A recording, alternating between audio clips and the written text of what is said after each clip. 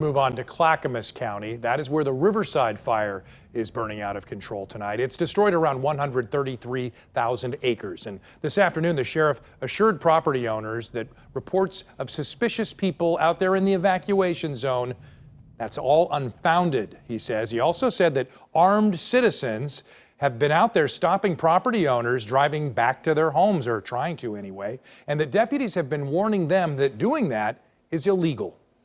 Well, some good news tonight. The city of Molalla has been reduced from level 3 go now evacuation down to level 2. So that means residents are allowed to return home. In addition, several towns in Clackamas County are now removed from all evacuation levels. Those are areas going from level 1 off the list altogether. That goes for Wilsonville, Lake Oswego, Westland, Clackamas, Happy Valley, Gladstone, Tualatin, Milwaukee, and some parts of Boring and Damascus.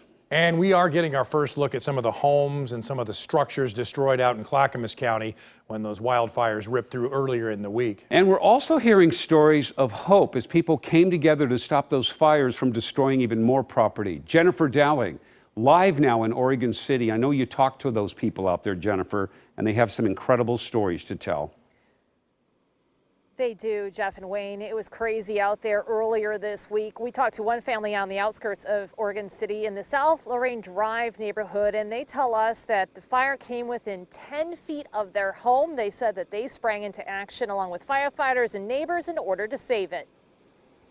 Pretty crazy for sure. Stumps were still smoldering feet away from Jerry Selby's home Sunday. Yeah, I was here fighting the fire, helping the firemen and stuff. Jerry's daughter Brianna captured video of the flames creeping in Tuesday the 8th. Jerry said Brianna helped with water hoses. His son Dustin jumped on the roof to clear off embers and pine needles. My son was up on the roof, watering the roof. The most intense moments came when a propane tank at a neighbor's home exploded. It sounded like a bomb going off. It burned down a house nearby and carport. That's when it started kind of really getting scary, because propane tank blew up and the flames were taller than the trees. Jerry shared still pics of the fireball caused by the propane tank exploding, red and orange flames showing beneath the tree branches. We're just grateful we have a place to live tonight. The explosions happened just across the road from Ron's house as well. Since it was full, it vented off when the heat got up there and they couldn't do anything about it. So in effect, it became a giant blowtorch. It set all the trees on fire around the house, and then the house went as well, and there was nothing they could do about it. So it was gone just in a matter of minutes. He continued to help put out hot spots Sunday.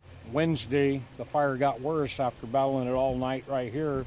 The fire picked back up again with the morning winds, and it ended up taking a house out behind me and jumping the road, and it got in my field, started going right for my house, and just right out of the woods come people I've never seen before with heavy equipment and stopped the fire for us. And the firefighters too, they did a great job. A few miles from their neighborhood, fire had struck properties off South Springwater Road, a burned tree house, blackened yards and fields. We also found a melted yellow mailbox and what looked like another structure destroyed in the backdrop. It crossed the river up there. Jerry's property is forever changed. This giant stump is what remains of a grand old tree that had to be knocked over as it burned. Jerry says neighbors buried the burning log in dirt. A firefighter also helped him cut up a still smoldering cedar dangerously close to the house. Then if you look out in here where some of those, there was all kinds of hot spots. Jerry's son Dustin continues to help put out hot spots. Jerry calls his son and daughter superheroes. I was more worried about my kids, my dogs, so I got my daughter and my dogs, and then, you know, a house is only a house.